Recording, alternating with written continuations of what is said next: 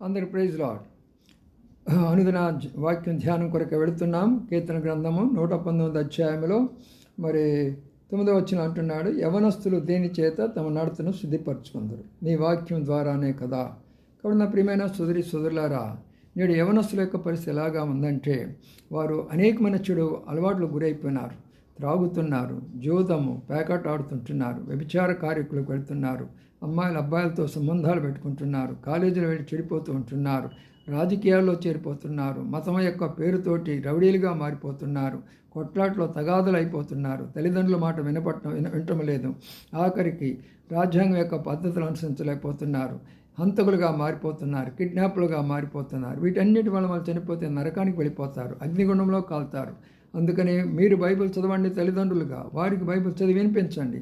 వాక్యం చదవడం ద్వారా వారి జీవితాలు మారుతాయి, సుఖ సంతోషాలుగా ఉంటారు. సంఘము, సమాజము లేక తర్వాత